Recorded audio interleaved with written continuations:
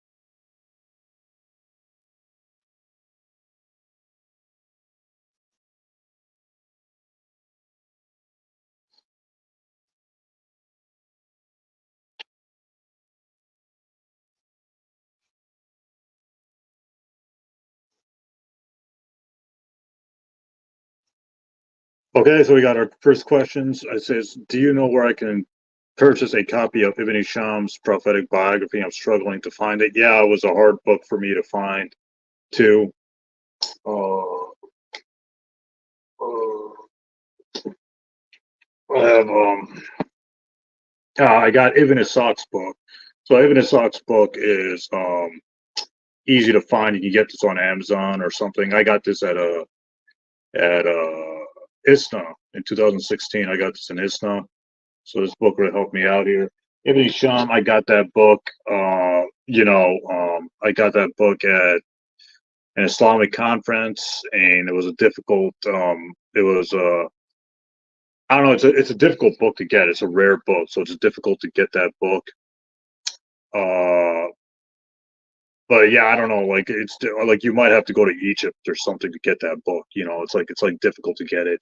I was lucky enough to get it in an English format, in English translation. I was able to get it in a English translation. So you might have to go to the Middle East to get it. Saudi Arabia, or Egypt, or Lebanon, or something, some like Arab state to get that book, because the book is very, very difficult to get. Uh, you know, it's difficult to get in Arabic. I mean, it's even more difficult getting it in English. And I was fortunate enough to get it in English. I have Ibn Ishaq's, but it would be nice to have the. I have Ibn Ishaq, but it would be nice to have the other. Yeah, I mean, I got Ibn Ishaq's book right here too. I got it too. And it's easier to get Ibn Ishaq's book than Ibn Hisham's book. But I'm sure you can find Ibn Hisham's book online in Arabic. So if you know Arabic, you can probably read it. I don't know Arabic, so I have to rely on the English translations. But if you search online, I'm sure you can find it in Arabic somewhere on the internet. What are your thoughts on Andrew Tate and Dr. William Lane Craig? I don't know too much about William. I don't know. I'm sorry. I don't know too much about Andrew Tate. I do. I don't know. People do make fun of him. Like I remember one time he made a video about women, about how men like need women in their lives, and everybody was like making fun of him because he made a like Andrew Tate made a video, like why men need women, or like why like women like soften men. And like if a man has no like women in his life, no access to women, he becomes dangerous. And like a man needs a wife or a girlfriend in order to like stabilize him, or like calm man's like violent, like calm man down, like a man needs a woman. Well, I can tell you that the less women you have in your life, it's actually better. So Andrew Tate is just wrong on that. And I remember he made a video on man's need on women. In that video, he was like made fun of left and right on that video, because he was saying like man needs like a wife or a girlfriend to calm, like a man needs like a wife or a girlfriend or some woman in his life to like calm him down and stuff like that. And I remember Andrew Tate was like made fun of, because like with me personally, I disagree. Right? I think like a lot of drama is caused by women. Right? Like if a man is not a nice, if there's a guy, if there's a guy and he's not a nice guy, you know it immediately. But with a woman, they hide it more, like, you know what I mean? They're more like fake. They hide it more, and they hide what their true intentions are, and uh and stuff of that nature. So Andrew Tate was saying, well, a man needs a woman, man needs a girlfriend, a wife. And I can tell you that is absolutely false, because I never got married, and I'm fine. Like, I don't want to kill people, and I don't want to like, do bad things to people. Uh, so like I don't know, like I remember like he made a video on like the importance of having a girlfriend or a wife in a man's life, and he was made fun of so much in that video that I don't know. It was just like I couldn't take Andrew Tate seriously after that. So that's what I remember with Andrew Tate. And then Andrew Tate got in trouble. He got in trouble for doing something to a woman in Romania or something like that. I remember there was some like scandal with him involved, him doing something to a woman or something like that, like some sexual abuse scandal or something involving Andrew Tate. And please correct me in the comments if I'm wrong. But I remember reading somewhere. I remember on YouTube somewhere he ran into some problems with some women. So I don't know, like I don't approve of that behavior, right? Like if you're a man and you mess around with a woman in the 2020s, you're done. So you have to be very careful with women. So I don't know. Andrew Tate I don't have a high opinion on him. I think he got in trouble for messing around with a woman, or he got into some sex scandal with a woman. That's what I read somewhere or online. And again, please correct me if I'm wrong, but I remember reading somewhere online or on YouTube that there was some problem with he did have some problem with some woman. I don't know. And then he was like made fun of in some videos I saw of him. So I'm not a big fan of Andrew Tate. I think he's wrong on some stuff, and I think he left Islam and he became a Christian again. Okay, that's fine, whatever. But I, again, I'm not too I'm not too knowledgeable on Andrew Tate, but I do remember people were making fun of him for making that video on women, and after that I didn't have a high opinion of him. Dr. William Lane Craig is pretty cool. He's good at refuting atheism. I think he's really good at refuting atheism, and I learned a lot on his debates against atheists. Like Dr. William Lane Craig is very good at refuting atheism, so I would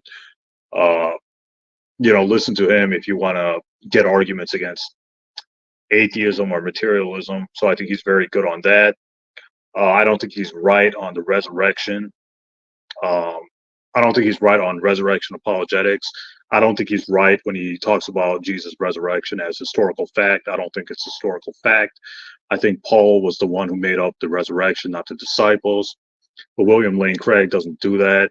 Doesn't really like understand like Paul's letters. From what I think he's wrong when he's like analyzing like Paul's letters when it comes to the resurrection of Jesus.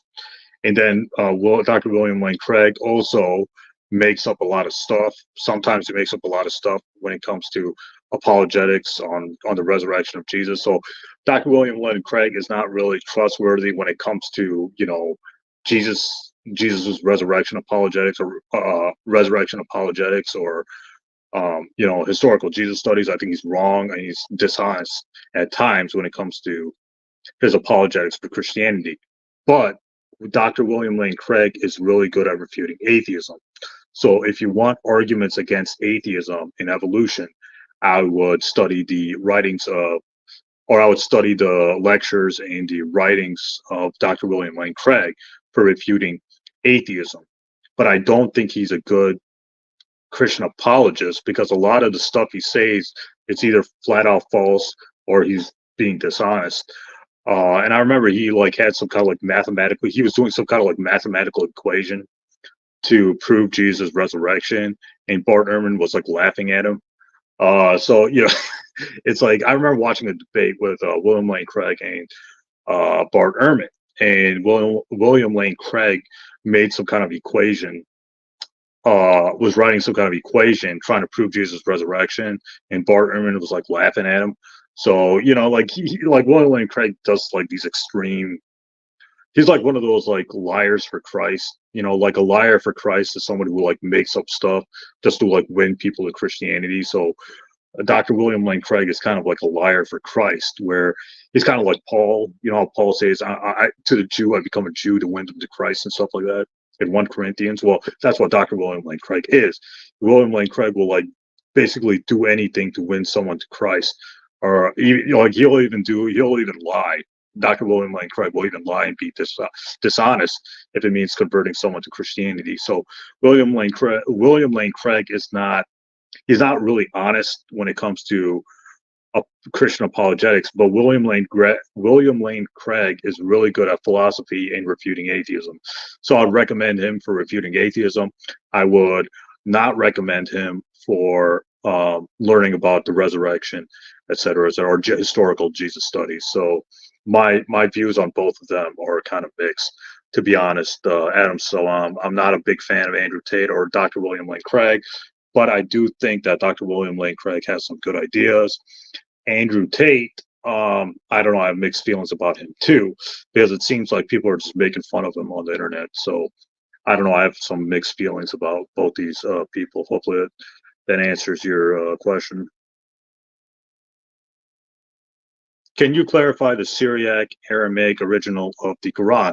If you go to Islamic-awareness.org, they completely debunk that idea that the Quran is from Syriac Aramaic sources, because they debunk that claim really well. Unfortunately, I'm trying to keep this live stream as short as possible. That's a big topic, but that claim has been disproven over and over again, absolutely disproven. But if you want an in-depth discussion on the preservation of the Quran, the early manuscripts of the Quran, and how the Quran definitely came from orally from Muhammad and was written by the Prophet Muhammad's disciples or companions. He wanted proof of the early manuscripts, how the early manuscripts are not only early, but they match today's Quran, etc. I would go to Islamic-awareness.org, where they prove that we have, not only do we have early manuscripts of the Quran, but these early manuscripts are also identical to what we find in today's Quran, with no additional wording, etc. So the Quran is preserved in its original language, Arabic.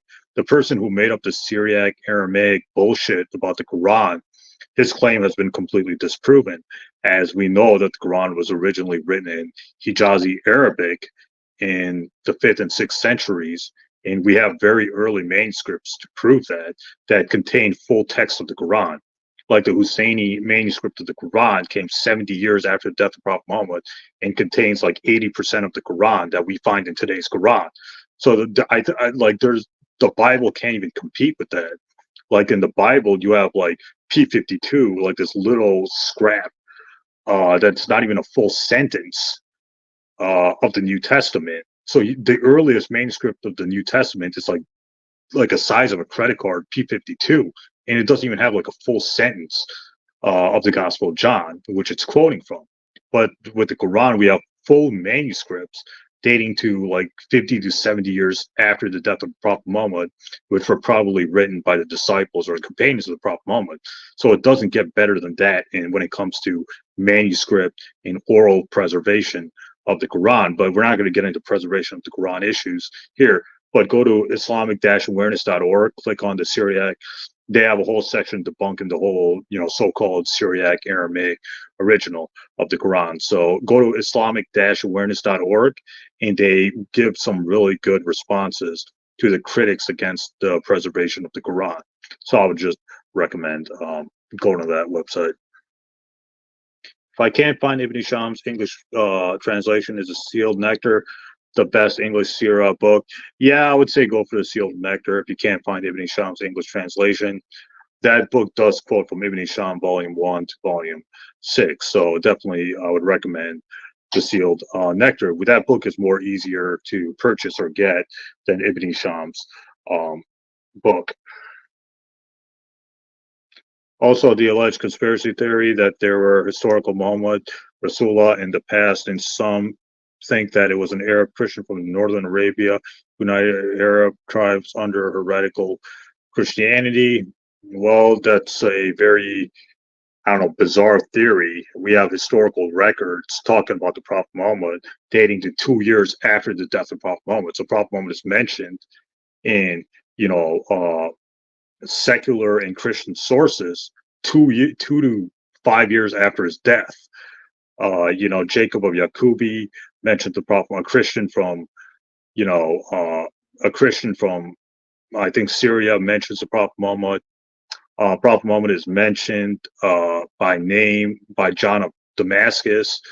So we know that the historical Muhammad existed, looking at Christian and secular sources dating to 2 to 10 years after the Prophet Muhammad. So that claim, so the Prophet Muhammad definitely existed. If people are coming with, stupid conspiracy theories saying that Prophet Muhammad never existed and it was just some Jewish Arab, it was some Arab Jewish Christian conspiracy to invent Islam, that's as ridiculous as saying Jesus never existed and Paul made up Jesus. It's that ridiculous. Like, we know Jesus existed. There was a historical Jesus. We know that. And we know that there was a historical Muhammad. Now, not all the stories about Jesus and Muhammad are true, found in the, biographies, but we know that these figures existed. So people saying Jesus and Muhammad didn't exist is as ridiculous as saying, George Washington was never president, or some, bullshit conspiracy theory, which has been proven false looking at the evidence. Let's see here.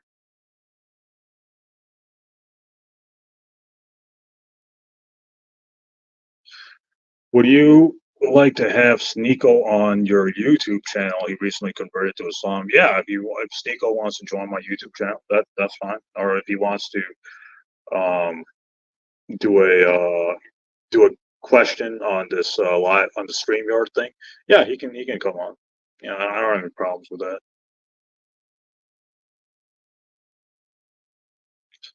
When will you debate David Wood? Unfortunately, David Wood blacklisted me, so I wanted to debate him on evidence for Islam, but he blacklisted me because I made fun of APUS. So I don't know. Like, I'm open. I want to debate evidence for Islam. So the ball's in David Wood's court.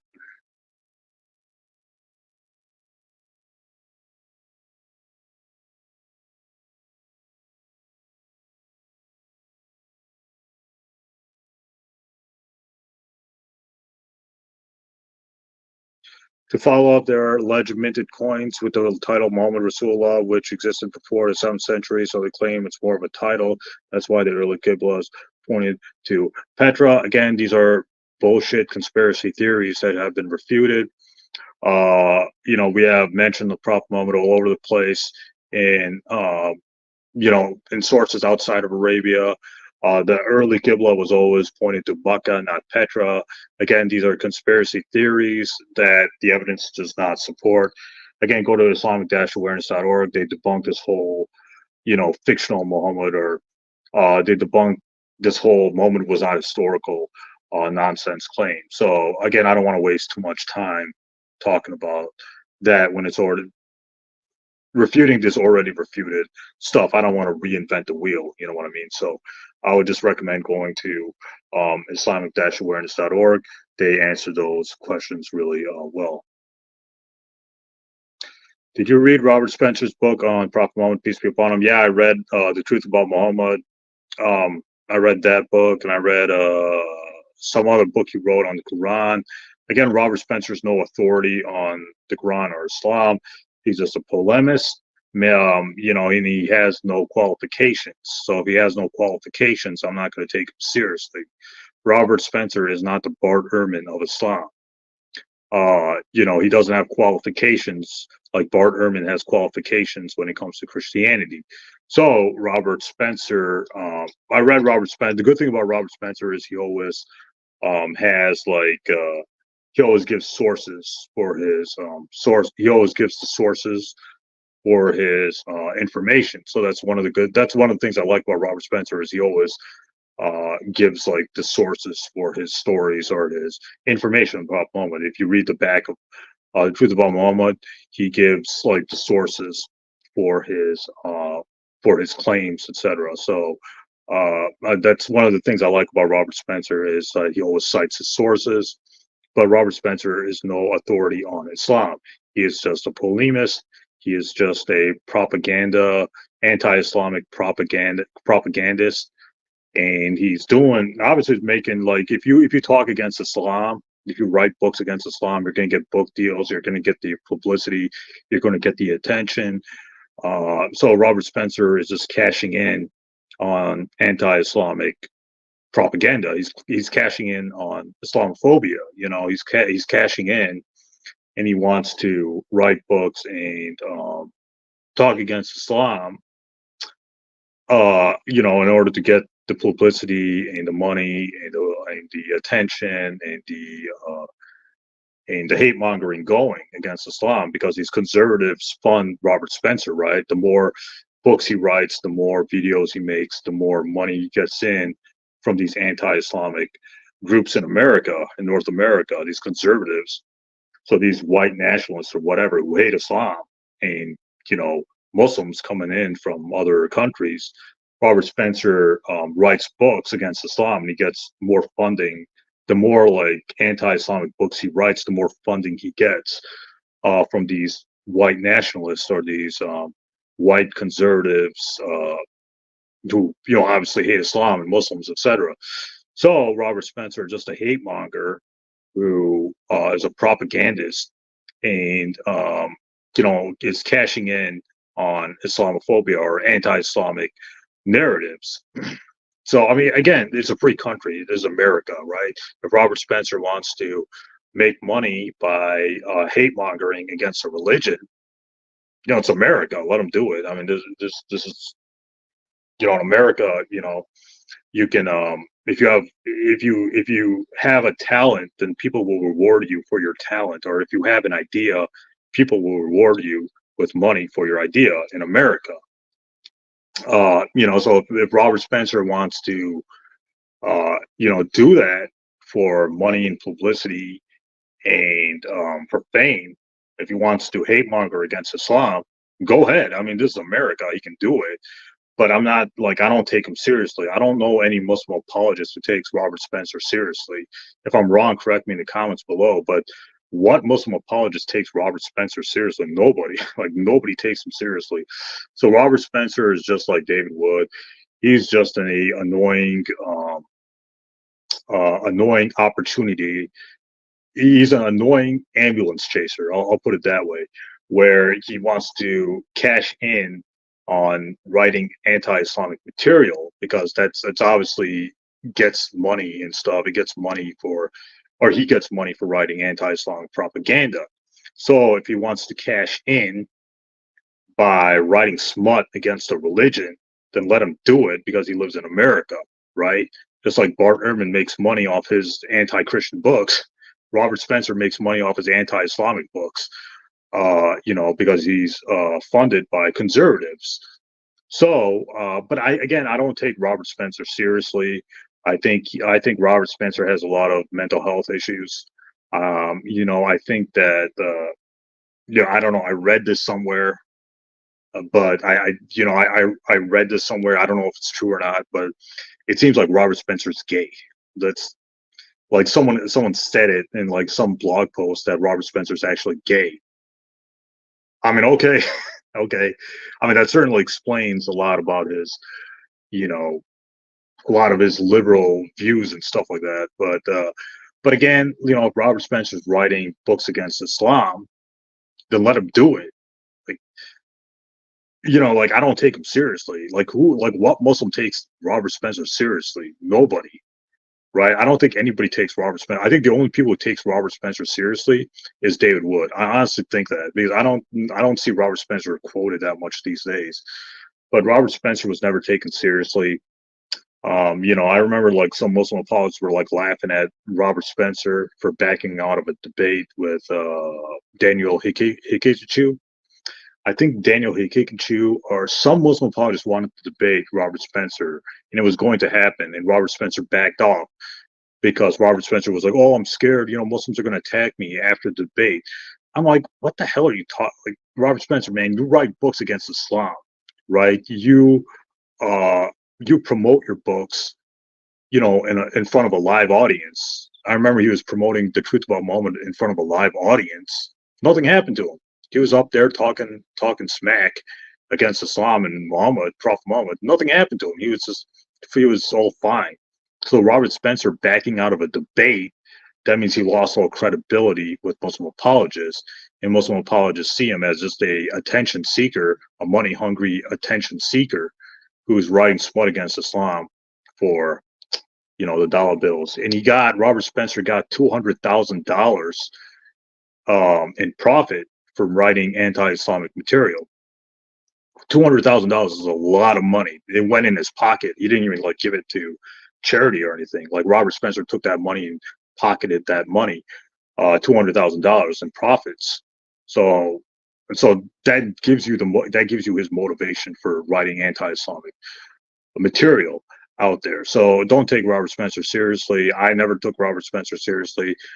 I think he is a attention seeker, and you know what to do with the attention seeker, right? You cut them off with the thing they want, attention. And once you stop giving the attention seeker attention, their money goes, down. So just ignore him. He's not important.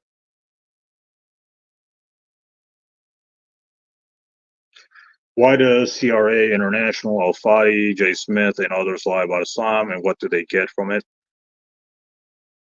They get money, man. Like anti-Islamic material is well funded. So, a lot of these people, they get a lot of money for writing or producing anti-Islamic content on YouTube, etc.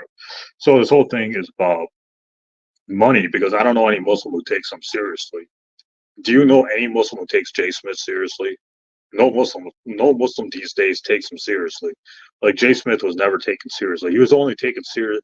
He only did one debate with Shabir Ali. Shabir Ali did a debate with Jay Smith, and Shabir Ali completely destroyed Jay Smith back in the year 2000 or 1999 or 2000. Just type it in on YouTube. It's called Jay Smith versus Shabir Ali, where Shabir Ali completely destroyed uh, Jay Smith. After that, no Muslim took Jay Smith seriously. So I don't take those guys seriously, anyways. I don't take Al Fadi. I don't take these Arab Christians seriously, and I don't take Jay Smith seriously. And you shouldn't either.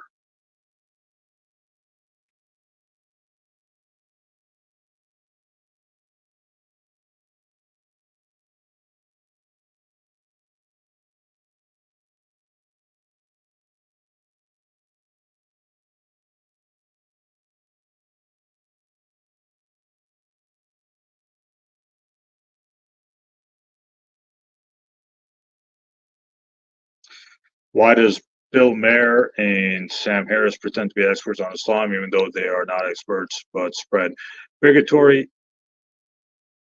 Well, I don't know, like same reason why David Fitzgerald says Jesus never existed and tries to write books against the historical Jesus. same reason, because these guys, they want to cash in on anti-religious stuff to make them more popular and get the money flowing in. So, same reason why Robert Spencer pretends to be an expert on Islam when he has no um, qualifications to begin with, is because, you know, it's a big, you get a lot of money when you talk smack about a religion. Doesn't matter if it's Christianity or Islam. A lot of these, like Bart Ehrman is well funded and he gets a lot of money writing books against Christianity. Same thing with these people too. So it's not just Islam that's put under criticism um, for money and fame, like other religions too, like Christianity too. Like Bart Ehrman gets paid a lot writing his books too. So it becomes like a whole like money thing and speaking engagement thing and all that. So I think that's why they do it. They're not experts. So like that's why we shouldn't take them seriously. We should take them as entertainment. Like Robert Spencer is like it's like entertainment refuting Robert Spencer and Jay Smith, but people like Robert Spencer and Jay Smith and David Wood. But again, I don't take those people seriously because they almost never provide any kind of evidence for their claims against Islam, or their arguments against Islam are very bad. So I don't take them that seriously, just entertaining, refuting them, etc.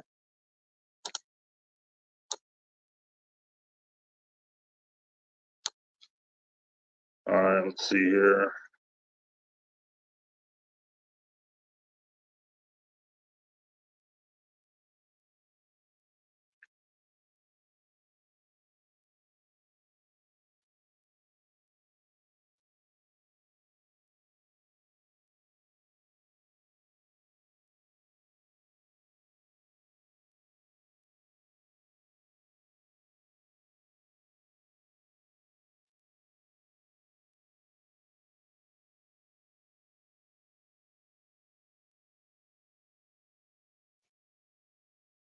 All right, is there anybody else, or anybody else have any questions or anything? Because I want to wrap this up.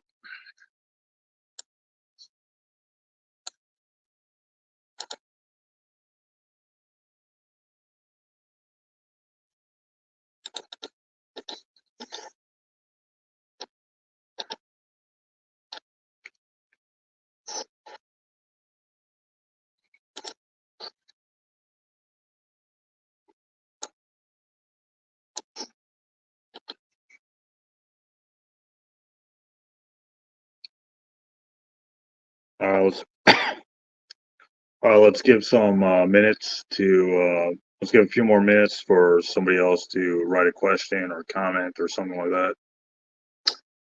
So if anybody else have any questions or comments, let me know in the next 2 to 3 minutes. Then I will end this live stream. So anybody else have any questions or anything like that? Let me know.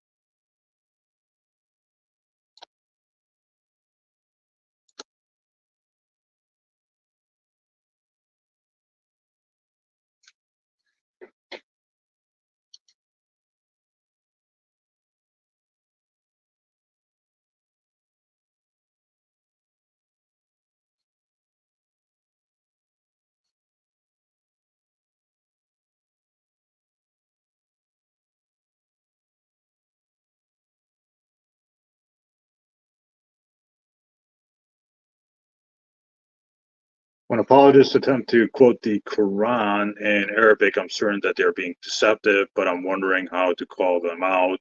Like, what common mistakes do they make in their Arabic? Again, I don't speak Arabic. I'm not an Arab, so I don't know. Like, I don't know language that well. So I'll be honest that I don't know. I have to rely on English translations of the Bible and the Quran. So I don't know, but they are dishonest. A lot of these people are dishonest when they quote the Quran in Arabic, or they just don't know what they don't know what they're talking about. or they don't know the historical context behind certain Quranic verses. So they're being deceptive in that regard. But yeah, I don't know, like I can't really comment because I'm not a native Arabic speaker, so I don't know the language. Obviously, I was born in America. I was born right here in America, so I'm an American citizen. So again, I don't know. I'm not an Arab, so I don't know the language. And to be honest, I don't really like interacting with those people. But I, I like the Quran can be translated from Arabic to English in almost a flawless way, just like the New Testament can be translated from Greek to English without anything being mistranslated, etc. So if you're relying on English translations of the Quran, it's just as good as relying on English translations of the Bible. You're getting the complete picture in English of the Quran, so you don't even have to rely on the Greek New Testament or the Arabic Quran. Like it's already translated in the best possible way from Arabic to English or Koine Greek to English. The New Testament and the Quran, the Bible, whatever holy book, they're already translated from their original language to English. So you can just read it in English and get the complete picture.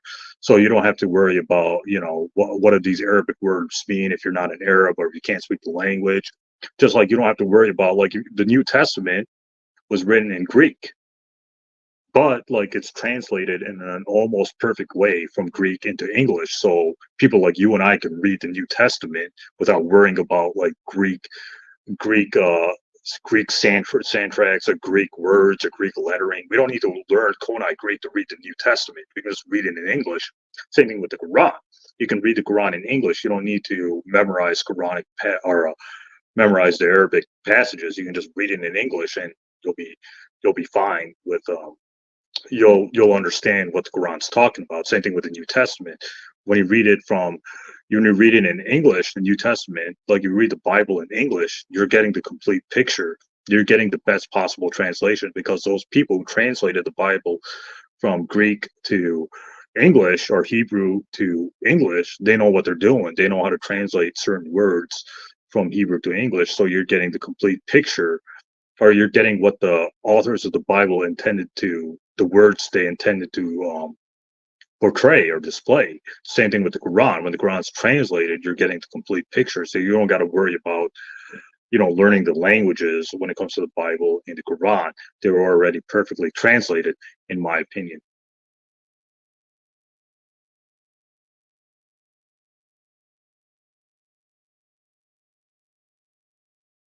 Would you recommend Yasukadi's recent Sira book? Yeah, maybe. I mean, Yasukadi's like made fun of because of his comments on the Quran, but yeah, if Yasukadi wrote a Sira book and if he's citing sources, sure, why not? I mean, I'm not a big fan of Yasukadi, but if he wrote another book on Islam, sure, because he does give some citations. So yeah, just yeah, I would recommend it. But again, I'm not a big fan of Yasukadi to begin with. Can you elaborate on your hot take behind Jesus being crucified? Isa means Jesus from Arabic to English. Can you elaborate on your hot take behind Jesus being crucified?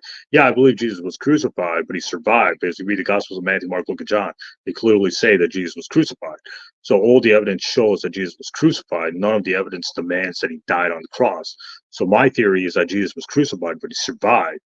And he was taken down alive from the cross, given to Joseph Arimathea, and Joseph Arimathea put him in the tomb, and from the tomb he was taken into heaven. So that explains the empty tomb in the Gospels of Matthew, Mark, Luke, and John.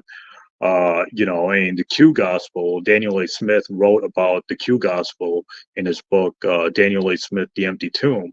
He talks about the Q Gospel, about Jesus disappearing from earth into heaven, or being assumed from earth into heaven. That's why Jesus says, "You will not see me." So that explains the empty tomb. Because according to the Q Gospel, Jesus was taken from the tomb into heaven. So that explains the empty tomb. And Paul was the one who made up Jesus' resurrection. So my take is that Jesus was crucified, but he survived, and that's what the Quran that's what the Quran means when it says it was made to appear to them. And then when the Quran says, "But Allah raised him onto Himself," in the Quran chapter 4, verse 158, that means Jesus. What I think happened is that God took Jesus from the tomb into heaven, and that explains the empty tomb. That explains the empty tomb story in the Gospels of Matthew, Mark, Luke, and John.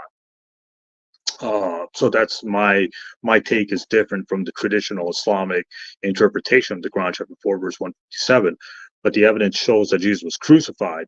None of the evidence demands that he died by the method of crucifixion. So that's what I think the Quran chapter 4 verse 157 is talking about there.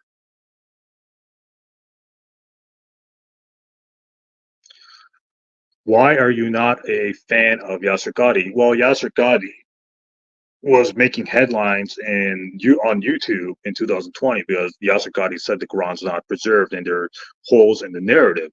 So David Wood, Hatun Trash, Jay Smith, and Islam Critiqued, all these anti-Muslim, all these like Christian YouTubers took Yasser Qadhi's statement that the Quran wasn't preserved by saying the standard narrative has holes in it, and they just had a field day making fun of Yasser Qadhi for doubting the Quran's preservation. And Yasser Qadhi made a fool out of himself. He made a fool out of his. He made a fool out of himself because Yasser Qadhi is doubting the Quran. And when you're a Muslim speaker and you're doubting the Quran, then that's a big problem. People are going to make fun of that. So David Wood and Hatun Crash and Jay Smith, they took Yasser Qadhi's statement that there's holes in the narrative, and they ran with it, and they made fun of him, and they were mocking Yasser Qadhi left and right, saying, "Oh, the Quran's not preserved," even though Yasser Qadhi didn't give any evidence for his claim that the standard narrative has holes in it. So everybody was making fun of Yasser Qadhi in 2020. And what's funny is that even non-Muslim academics say that the Quran is preserved by oral tradition and manuscript tradition. So that's a death blow to Yasser Qadhi's the standard narrative has holes in it, or whatever bullshit he said. So Yasser Qadhi made a fool out of himself in 2020 when he doubted the Quran's preservation on Muhammad Hijab's channel. And Yasser Qadhi obviously I don't know. He made a fool out of himself. He made a fool out of Muhammad Hijab, and a lot of people were making fun of Yasser Qadhi, or anti-Islamics like David Wood had a field day with Yasser Qadhi's statement. He was taking Yasser Qadhi's video and exploding it like all over the internet. So Yasser Qadhi was made fun of by people like Hatun Crash, etc. All these Christian apologists. So that's why I'm not a big fan of Yasser Qadhi, because Yasser Qadhi doubted the Quran's preservation. He said the standard narrative has holes in it. The standard narrative of the Quran's preservation has holes in it. And people took that and exploited the hell out of that statement on YouTube. It exploded YouTube in 2020. Yasser Qadhi was made fun of left and right in 2020 for doubting the Quran's preservation. So Yasser Qadhi never recovered from that because people are still making fun of him for saying that, or Christian and atheist sites. I think it's mostly Christian sites are making fun of Yasser Qadhi for doubting the Quran's preservation. So this whole thing exploded in 2020, and Yasser Qadhi was disgraced in 2020 for his statements. And because of that, he just lost all kinds of respect and credibility from not only these Christian apologists or these critics of Islam, but he lost respect from Muslim apologists too, like me and Sheikh Uthman. Sheikh Uthman also said that Yasser Qadhi doesn't believe in the preservation of the Quran. I have that video on my channel where Yasser Qadhi doesn't believe in the preservation of the Quran. And that's a big problem because the Quran itself says it's preserved. So that's a big problem for, I don't know, Yasser Qadhi seems to be doubting the preservation of the Quran. And Yasser Qadhi also said he has shubha. That means he has doubts when it comes to Islam. He said that in videos. If you look on my channel, you can find those videos where Yasir Qadhi is doubting the preservation of the Quran, he's doubting he has doubts about Islam. So, like Yasir Qadhi's like admitting that, he doesn't really believe in Islam, or doesn't believe in the preservation of the Quran. So that's a big problem. That's why I'm not a fan of him, because he doesn't know what he believes. And if you don't know what you believe, then stop talking about what you're saying you believe. It's like an atheist talking about Christianity in a church. Like, they're not going to take him seriously because he doesn't really believe, right? Same thing with Yasir Qadhi. Yasir Qadhi talking about Islam in a mosque when when he's saying that he has doubts and he doesn't believe in certain aspects of Islam. That's a very dangerous thing to do. So that's why I think Muslims should not give Yasir Qadhi a platform until he really figures out what he really believes about Islam. If he wants to leave Islam, that's fine, but like, he needs to stop pretending like, he's this big scholar when he's saying dangerous and problematic things like, I have doubts. And he said this in videos that Yasir Qadhi has doubts about Islam. I have the video on my channel, and he says things like the standard narrative of the Quran's preservation has holes in it. I mean, that's a very dangerous thing to say. Why would you say that online when people like David Wood are watching you? People like Hatun Trash is watching you. Jay Smith is watching that, and they're gonna take that statement and throw it on the internet and have a field day and make fun of Yasir Qadhi for doubting the book he's promoting, which is the Quran. You see how ridiculous this is. So that's why I'm not a fan of Yasir Qadhi. I think Shabir Ali is a lot better than Yasir Qadhi, but Shabir Ali does not say stupid things like Yasir Qadhi says.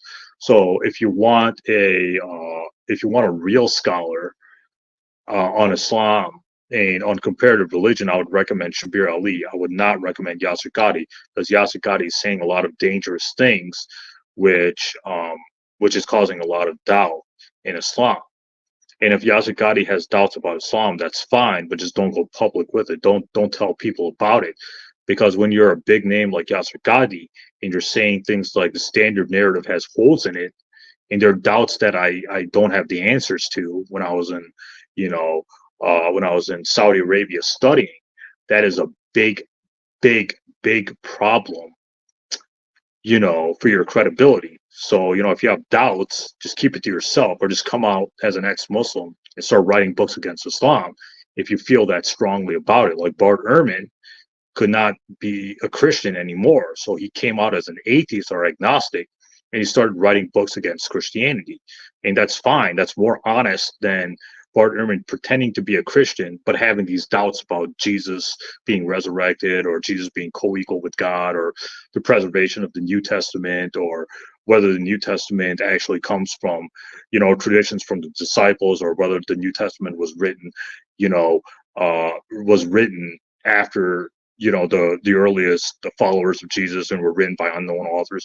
So Bart Ehrman couldn't contain his disbelief anymore, so he came out as an atheist and started writing books against Christianity. That's more honest than someone pretending to be a Christian and having these doubts. So that's what Yasir Qadhi is.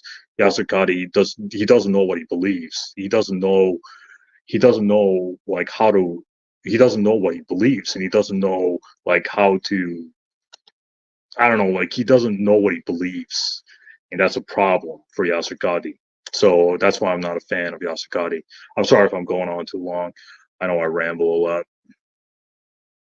I read a hadith that Aisha was beaten by the Prophet. Is that true? No, because if you read that hadith in Sahih Muslim, the Arabic word used is fi al-sudri al-lahadani. So when Aisha said the Arabic word lahadani, it doesn't mean I know that hadith from Sahih Muslim. It doesn't mean the Prophet Muhammad beat her or hit her on the chest.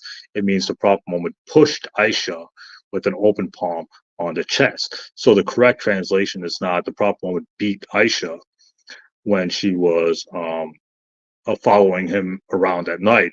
The correct translation is the Prophet Muhammad pushed Aisha on the chest with an open palm, or rubbed her chest. The Arabic word lahadni was mistranslated by the translator of Sahih Muslim. I think Mushran Khan translated the word lahadni as strike or hit, He translated the hadith as the Prophet Muhammad struck me on the chest, or the Prophet Muhammad hit me on the chest. But the Arabic word lahadani does not mean strike or hit. It means to push with an open palm. So the correct translation of that hadith is the Prophet Muhammad pushed me on the chest, or he rubbed my chest.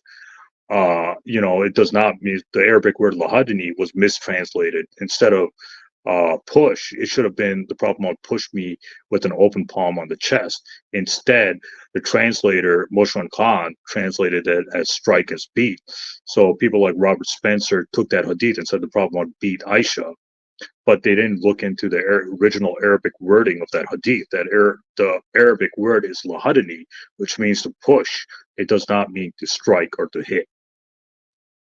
So that hadith was not translated correctly. Again, I have a video on my channel. About the Prophet Muhammad supposedly beating Aisha. I'm refuting David Wood, and I give the correct translation of that hadith using the Arabic word, which means to push, not to hit. So that hadith was mistranslated. It should have read, he pushed me on the chest, not he hit me on the chest.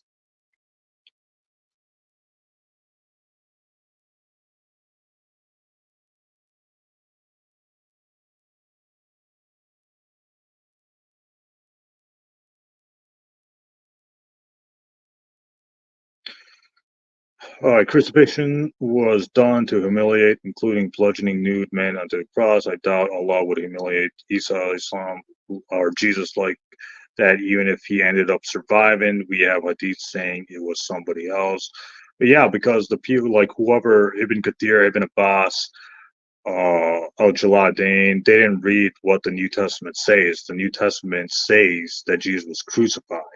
Jesus was crucified is as historical as George Washington being the president. Like Jesus was crucified. There's no way out here. Historically, Jesus was crucified. The New Testament says Jesus was crucified. Josephus says Jesus was crucified. Hell, the Talmud says Jesus was crucified. Like, you have crucifixion all over the place. Tacitus says that Jesus was crucified. All these early first century Christian and non-Christian sources say Jesus was crucified. So all the evidence shows from the first century that historically Jesus was crucified, but none of the evidence demands that he died on the cross. So we have to look at history when we're trying to make sense of what the Quran is talking about. When the Quran says it was made to appear to them, that does not mean somebody else was crucified instead of Jesus. Quran chapter 4 verse 157 allows multiple interpretations. So the way I read what I think the Quran chapter 4 verse 157 is talking about is Jesus surviving the crucifixion and not dying on the cross. So I think that's what the Quran is talking about. I don't think the Quran is talking about somebody else being crucified instead of Jesus. Again, it's just my theory. Feel free to have your own theories on what you think the Quran chapter 4 verse 157 is talking about. But historically, it's certain that Jesus was crucified. Just ask any even ask any non-Christian atheist scholar on Jesus, they'll say, yeah, Jesus was crucified. There's no way around that. But none of the evidence demands his death on the cross. None of the evidence shows that Jesus actually died on the cross. So I think Jesus passed out on the cross. I don't think he died on the cross, because if you're crucified for 6 or 9 hours, you're going to survive.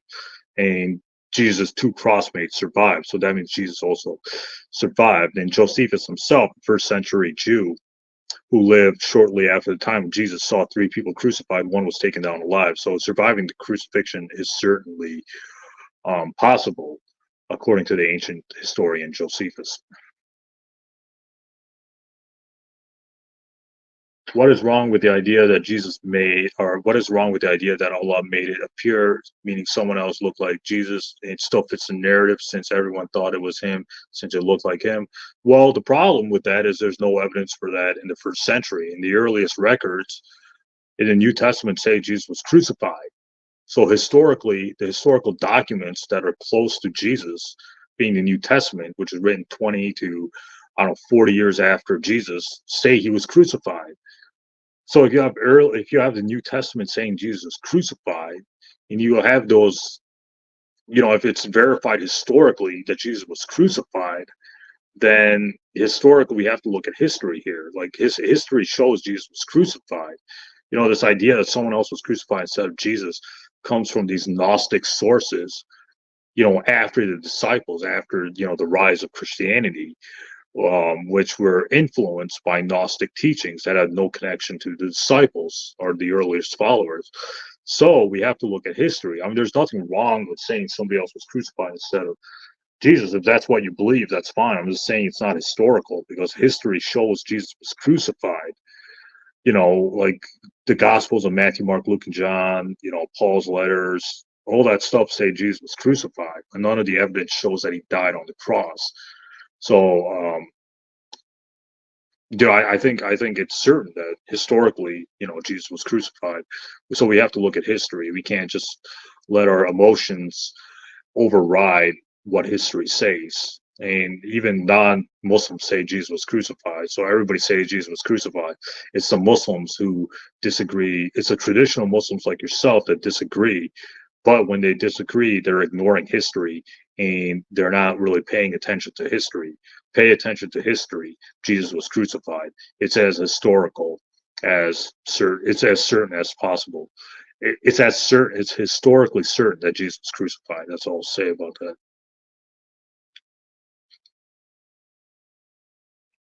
I've seen some videos of people going through the Reliance of the Traveler thick book, and there's some pretty brutal things in there. Is that book authoritative? I think MENJ, or the Muslim Apologist YouTuber, had a good video on the Reliance on the Traveler. Reliance on the Traveler is not a hadith book. It's more of like a history book. It does have some weak traditions in there, or some traditions that are not uh, Islamically binding on us. It just has some stories or some sayings in there. So Reliance of the Traveler thick book is not really binding on us, or it's not really authoritative to Muslims. Like it might have some quotes here and there, but it's not really binding on. It's not like Sahih Bukhari or like the Quran or anything like that. It's just a history book, writing like people writing opinions and stuff of that nature. So I don't think no, that book isn't. It's not a important book.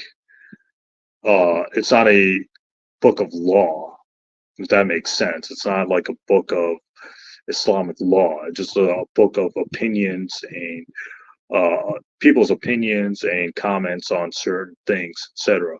So the Reliance of the Traveler is not binding on us, or it's not something we should base our Islamic lives on. Let's put it that way. It's just some opinions and some stories that really don't have any bearing on us. So it's just a book of commentary, and it's a book of history, but those books aren't always authoritative according to Muslims.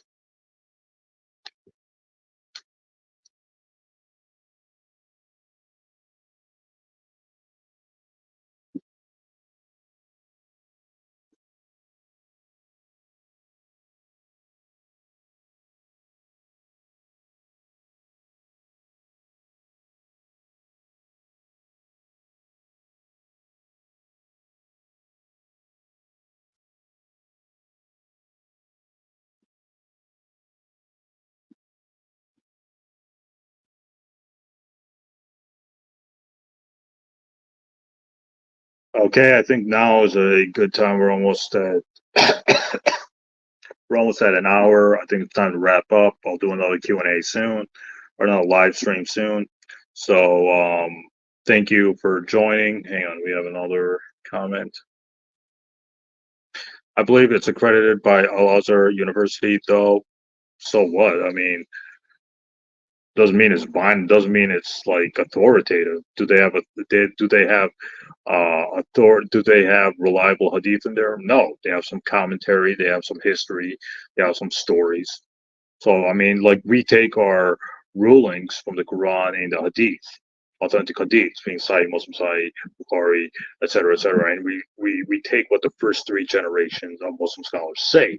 the Prophet Muhammad said, follow the first three generations after me. Ibn Kathir, people like Ibn Kathir, Al-Tabari, Al-Qurtubi, etc., or Ibn Abbas, all those early Muslim scholars. So if the reliance of the traveler has some information or some comments or some hadith, then we should take it seriously. But if it just has commentary and stories and this and that, that's not based on the Quran and Hadith, and we don't have to. It's not binding on us. We don't have to take it seriously. So it doesn't matter if it's accredited by Al Azhar University or not. It's about the evidence. Does the reliance of the traveler have reliable, or does it cite authentic Hadith that binds us to certain situations? No, it doesn't. Most of the time, it's just commentary or just stories. So it's not really authoritative according to Islamic criteria. So it doesn't matter if it's accredited by Al Azhar University or not. What does that mean? That doesn't mean anything. I mean, look at what happened to Yasir Qadhi. Yasir Qadhi went to study in those universities, Islamic universities, and he's saying, stuff like the standard narrative has holes in it, and shubahat means doubts. So, Al Azhar University, it doesn't mean anything. It just it's about the evidence. It's not about the prestige of the it's not about the prestige of the university, etc. It's about the evidence. What are they citing? Are they citing authentic hadith? Are they citing Quranic passages? Are they citing information that is authentic according to Islamic criteria? Most of the time, no, that book isn't. So that book isn't really reliable. Doesn't matter who's accrediting it. It doesn't matter who's promoting it. It doesn't matter if some imam from Al Azhar University is promoting it or not. It matters if what they're saying is authentic, or what they're saying is backed up by the Hadith and the Quran. And if it's not, then it's not binding on us, or it's not authoritative according to us. Or we Muslims shouldn't take it that seriously. Okay, now we're at 1 hour. Appreciate the response. Yeah, no problem. We're at 1 hour. I think I got to get going. So thank you so much for joining the live stream. Any questions? Really enjoyed this. Maybe tomorrow or day after tomorrow, there'll be another live stream, but I do have to click off now. So thank you for joining, and have a good night.